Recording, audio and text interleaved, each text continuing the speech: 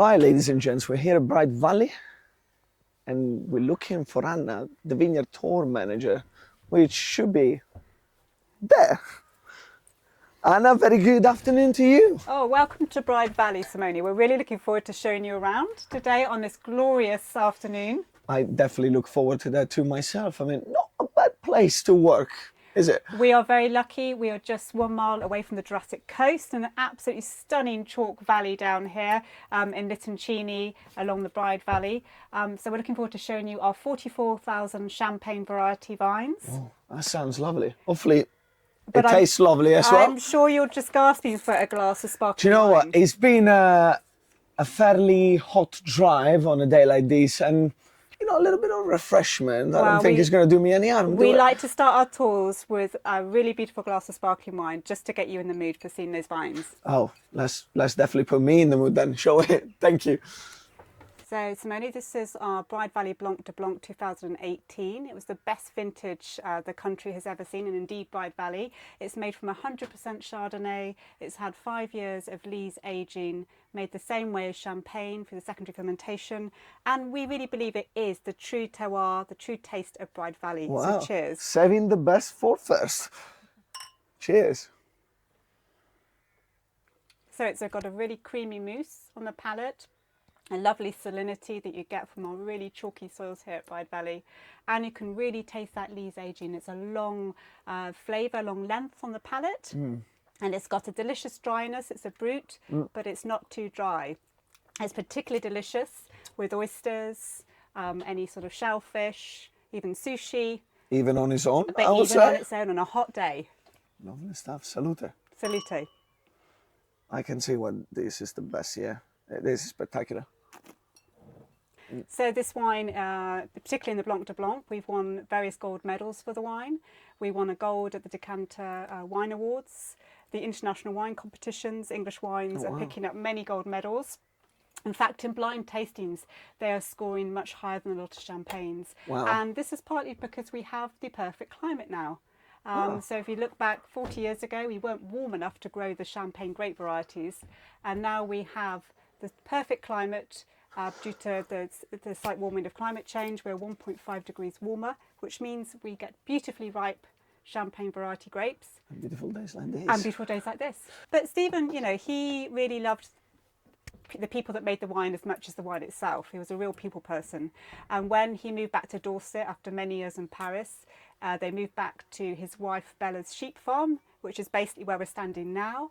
It was a 120-acre sheep farm, and Steven always knew, looking at the soil type, which is chalk, this would be a perfect place to basically plant vines. And then in the early 2000s, the temptation became far too much. Steven got on the phone and he asked a viticulturalist friend over, so somebody that knew about how to plant, assess a site for its suitability. And they said this would be a perfect site. And when they took a sample of the soil, it was an exact match to Central Champagne. Oh, wow. And so Steven, it just confirmed everything he knew, that this was the ideal place to grow the champagne varieties. And would you say this was one of the first sites in Dorset to plant vines? Yes, I mean, there are a couple other sites nearby, vineyards, but this is one of the earlier sites for sure. The first plantings were in 2008. And this is when things in the English wine industry really started to grow and change. They've changed so much over the last 15 to 20 years. It's a very exciting time to be involved with English I'm excited wine. to see these vines then. Yes, Shall we have a look? We must go and show you the vines. Let's do that.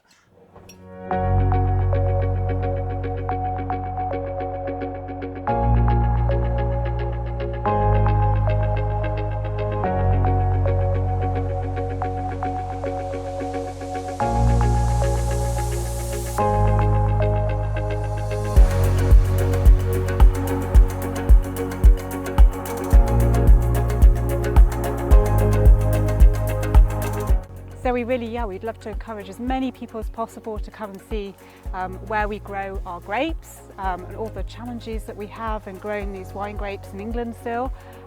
It's not an easy climate to grow grapes in, even though we have got warmer here. Yeah. What would you say are the main challenges?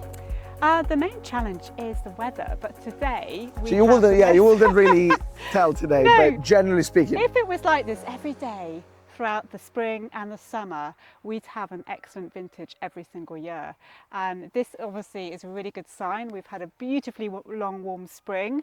But if we look at last year, it was terrible for anybody with a vineyard in England and Wales. And we had so much rain in the spring. The heavy rain knocked all the flower heads off. So without the flowers, we don't get fruit.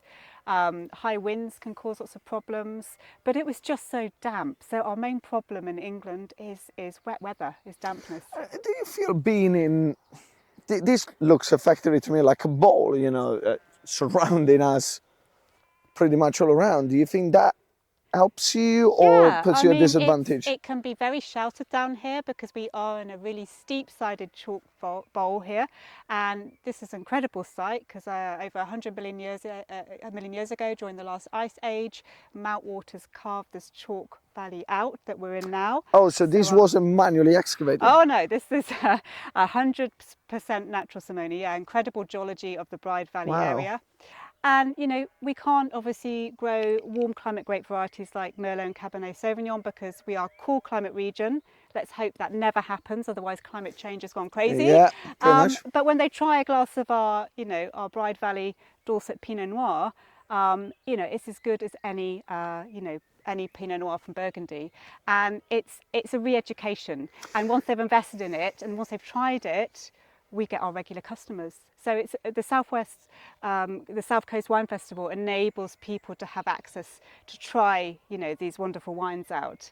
And we're hoping we're going to, yeah, we're going to have loads more customers, and they're going to get to know us, and hopefully they'll come and visit us. And I think that's support for local wineries, but in the same way, local businesses and local entities is also a bit lacking. And you know, we want to create a sort of community behind us that supports local, that support the people behind us before going, you know, to the other side of the world, which we also want to do. But I think it all starts here. This is a place where people can really get familiar with wine and can really... It's on your doorstep. Enjoy what's on your doorstep. Experience something special, you know, and you don't need to travel hours and hours and hours to go to different countries. We could be in the south of France down here, couldn't we? It's such a beautiful day. And it's quite special. And people always taken back when they come to an English vineyard. It is very special.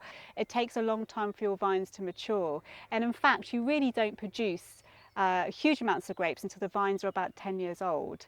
And I remember Steven actually recorded in his autobiography that for the first 6 years, it was taking 5 vines to make 1 bottle of sparkling wine. Now that's really not good, okay? So in central Champagne, you probably get 2 to 3 bottles of wine from each vine. So we are now in a good year, we are getting, you know, 1.5 bottles from each vine, which is excellent. On a bad year, when, you know, it's been really bad weather, you know, you could be needing a couple of vines to make a bottle of wine. So there's definitely challenges, and it's a long term. You're in it for the long term, because also not only have you waited 3 to 4 years to get worthy enough grapes, it's going to take you a minimum time of 3 years to make your sparkling wine. I mean, a minimum, really. So and obviously you want to trial and error first and make sure you want to get you get that formula right. Yeah, consistency for your customers. So people always say, what happens when you have a bad vintage, you know? Well, if we have a bad vintage, most sensible winemakers will have some base wine set aside. We can keep it on sulfite, and then we make a non-vintage. So we do the same beautiful wine. We'll always have enough to do a vintage of something. But the great thing about non-vintage is you can take the best from, you know, 2 or 3 years. And just blend it together. Yeah, and I think also people can get very het up about the date on a bottle. So in wine law, wine speak, you can only legally put the date on that bottle if the grapes have just come from that 1 year. Okay. So there are lots of amazing non-vintages out there. Our Dorset Cremont's a non-vintage.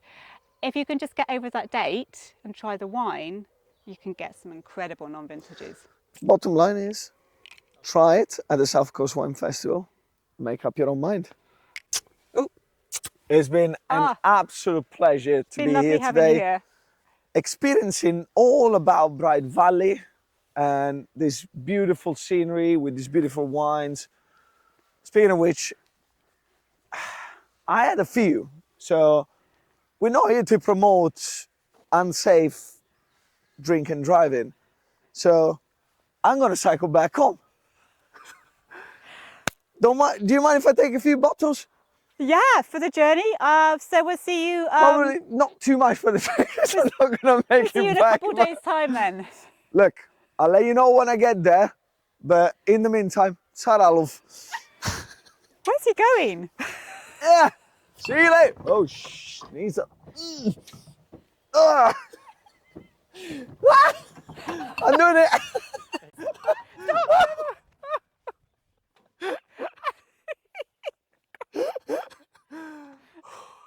Oh my that God. wasn't a clever idea. I have to take a picture of that. Stay there. I'm going to send this to my colleague Nikki. It's just